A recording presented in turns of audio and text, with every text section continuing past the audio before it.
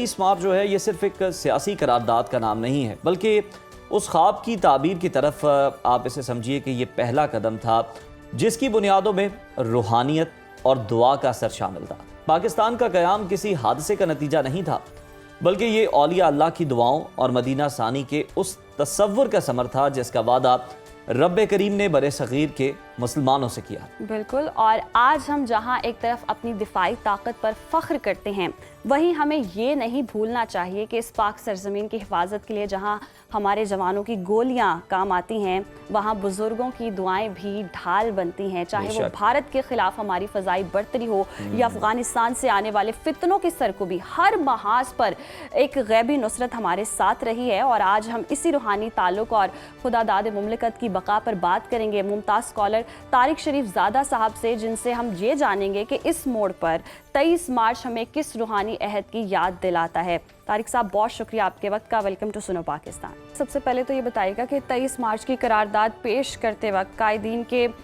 دلوں میں وہ کون سا جذبہ ایمانی تھا جس نے ناممکن کو ممکن کر دکھایا؟ بسم رب محمد کریم علیہ الصلوۃ والتسلیم۔ سب سے پہلے تو یاداوری کا شکریہ، اور یقیناً ہماری جو تاریخ ہے، ملی تاریخ، ہماری قومی تاریخ، اس کا ایک بہت ہی ماجرا پرور دن جو ہے وہ 23 مارچ ہے۔ گویا یہ وہ باضابطہ دن تھا، جدوجہد تو قیام پاکستان کے حوالے سے، ایک آزاد مملکت کے حوالے سے بہت برسوں پر محیط تھا، بلکہ بہت صدیوں پر محیط تھا۔ خود قائد اعظم علیہ الرحمہ نے اس کی طرف نشاندہی فرما رکھی ہے کہ بر صغیر پاک و ہند میں تو اس وقت ہی پاکستان بن گیا تھا جس وقت پہلا آدمی کلمہ پڑھ کے اس خطے کے اندر آیا تھا۔ گویا یعنی جس وقت پہلے شخص نے کلمہ پڑھا تھا تو اس وقت سے اس کے دل میں یہ خواہش تھی کہ یہاں ایک ایسی مملکت ہونی چاہیے جس کے زیر اثر رہنے والے لوگ جو ہیں وہ آزادی کے ساتھ اپنے آپ کو دین رحمت کے قالب میں ڈھال سکیں، اس کے مطابق اپنی زندگیاں گزار سکیں، اپنے معاملات اور معمولات کے اندر رسول اللہ صلی اللہ علیہ وسلم کے لائے ہوئے پیغام کی خوشبو جو ہے اسے سمو سکیں۔ لیکن ظاہر ہے کیونکہ ایک بڑی غالب اکثریت جو ہے وہ غیر مسلم تھی، اور پھر آہستہ آہستہ مسلمانوں کی ایک مناسب تعداد جو ہے وہ بھی اس خطے کے اندر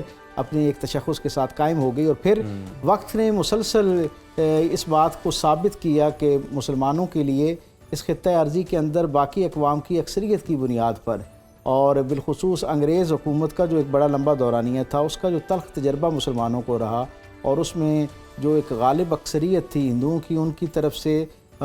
صاحبان اقتدار کے ساتھ ساز باز کر کے مسلمانوں کو جس طرح تختہ مشق بنایا گیا، انہیں جس طرح تعصب کا نشانہ بنایا گیا،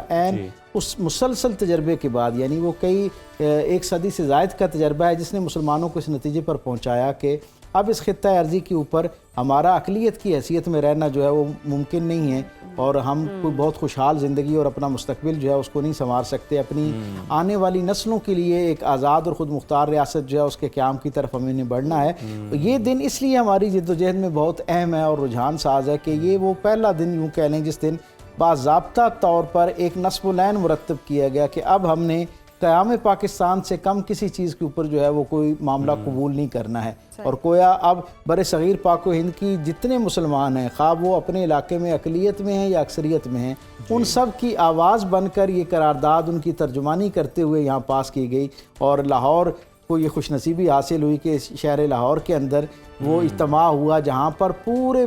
سب کانٹیننٹ کی نمائندگی کرتے ہوئے لوگ موجود تھے۔ اس زمانے میں جبکہ ذرائع آنے کی بھی اتنے آسان نہیں تھے، ابلاغ کے ذرائع بھی موجود نہیں تھے، آپ تصور کیجئے کہ کئی دن بلکہ کئی ہفتے پہلے سے لوگ جو ہیں وہ لاہور کی طرف سفر کرنا شروع ہو گئے اور یہاں آ کر لنگر انداز ہو گئے۔ اور پھر میں یہاں پر بڑے فخر اور خوشی کے ساتھ یہ بات کہتا ہوں کہ لاہوریوں نے جس طرح اپنے دل کھولے، اپنے گھروں کے دروازے ان لوگوں کے لیے کھولے، اور کئی کئی دن کے لیے آنے والے لوگوں کو، یعنی اس وقت آپ سمجھ سکتے ہیں نا کہ آنا اس انداز میں نہیں تھا جیسے آج ہے کہ لوگ آئے اور اگلی رات کو فلائٹ لے کے واپس چلے گئے۔ ایک اتنی بڑی تعداد میں، جن میں بلا مبالغہ ہزاروں کی تعداد میں لاہور اور اس کی سراؤنڈنگ سے باہر کے آنے والے لوگ تھے، دور افتادہ لوگوں سے، علاقوں سے آنے والے لوگ۔ آپ تصور کریں بنگال سے، جو اس وقت کا بنگال تھا، وہاں سے آنے والے لوگ بھی آ رہے ہیں، پھر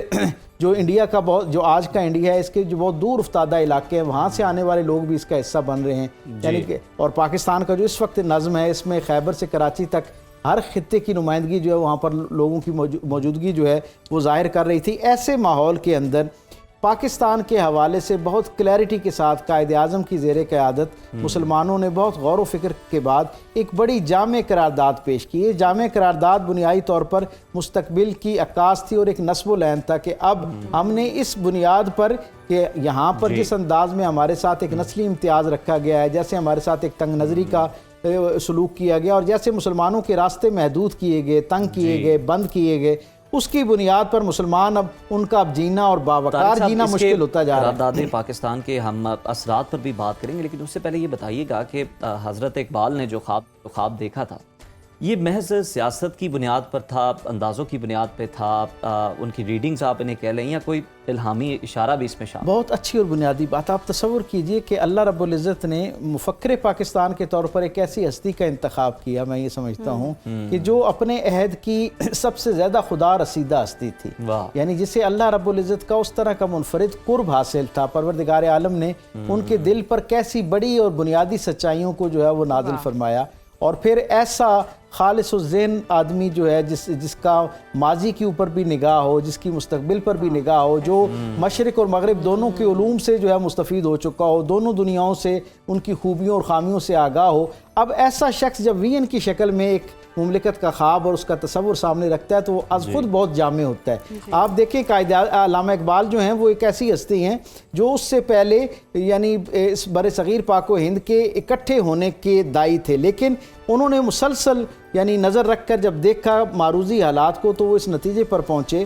کہ بر صغیر پاک و ہند میں مسلمانوں کے ساتھ جو سلوک رکھا جا رہا ہے اس میں ان کے لیے اب ایک اجتماعی مملکت کا حصہ بن کر چلنا جو ہے وہ ممکن نہیں۔ اور آپ دیکھیں کہ وہ کتنے دور بھی لوگ تھے، کتنا دور دیکھنے والے لوگ تھے اس وقت، جن لوگوں نے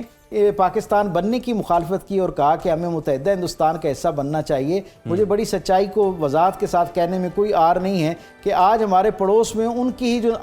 باقی آنے والی نسلیں ہیں وہ اس کی قیمت چکا رہی ہیں، اور جیسے قائد اعظم علیہ الرحمہ نے کہا تھا نا کہ آج جو پاکستان کا ساتھ نہیں دے گا، جو اس حقیقت اور اس کی اہمیت کو نہیں سمجھے گا، کل ان کی نسلوں کو ہر نئے سورج کے ساتھ لوگوں پر اپنی وفاداری جو ہے اسے ثابت کرنے کی کوشش کرنا پڑے گی، اور پھر بھی وہ سیکنڈ کلاس سٹیزن نام بدل کے ہندوؤں والے نام آپ دیکھیں نا اس وقت جو ہمارے پڑوس میں مسلمان سارے، یعنی میں ایک عام طبقے کی بات نہیں کر رہا، وہ جو بہت باوسائل لوگ وہاں پر ہیں، آپ ان کے حالات بھی دیکھیں تو آپ کو حیرت ہوتی ہے کہ انہیں اپنے بچوں کے نام ایسے رکھنے پڑ رہے ہیں جس میں ایک مسلط کا پہلو نظر آتا ہے۔ وہ اپنے کاروبار، اپنے معاملات، اپنے وسائل غیر محسوس طریقے سے وہاں سے شفٹ کر رہے ہیں، اور اب تو پوری دنیا میں نہیں سمجھتا اس پورے عرضی پر کوئی باخبر آدمی ایسا ہے جو ہمارے پڑوس میں ہونے والا مسلمانوں کے ساتھ جو سلوک ہے، بلکہ ساری اقلیتوں کے ساتھ جو سلوک ہے، جو تنگ نظری ہے اور جو ایک میں سمجھتا ہوں گھٹن کا ماحول ہے، ظلم کا ماحول ہے، بربریت کا ماحول ہے، اس کی پوری دنیا گواہ اور پوری دنیا اس کو جانتی ہے۔ میں یہ سمجھتا ہوں کہ یہ گواہی ہے،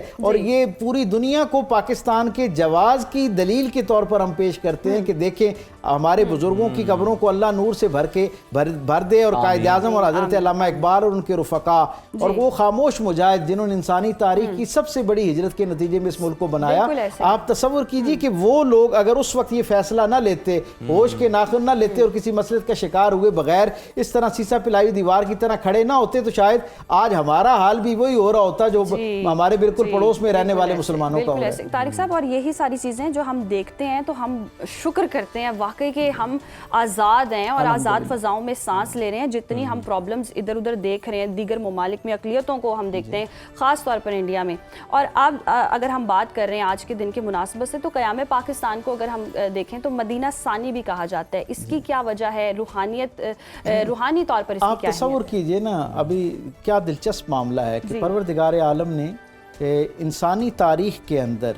دوسری جو نظریاتی مملکت ہے نا، جو کسی ایک نظریے یا دین کے نظام کے تحت زندگی گزارنے کی خواب اور خواہش کے ساتھ جو وجود پاتی ہے، مدینہ طیبہ کے بعد دوسری ریاست جو ہے وہ پاکستان ہے۔ اور جیسے ہم جانتے ہیں کہ مدینہ طیبہ کا بھی لفظی مفہوم جو ہے وہ پاک زمین ہے، مدینہ بستی کو کہتے ہیں، شہر کو کہتے ہیں، اور طیبہ کا مطلب پاک ہے، اور پاکستان کا مطلب بھی یہ ہے کہ ایسی سرزمین جو پاک ہو، یعنی یہ جس طرح کی اللہ تعالیٰ نے اس کو نسبت ہے، تاکہ پھر آپ تصور کیجئے کہ سال کے کسی دن بھی یہ ملک بن سکتا تھا۔ اللہ رب العزت کی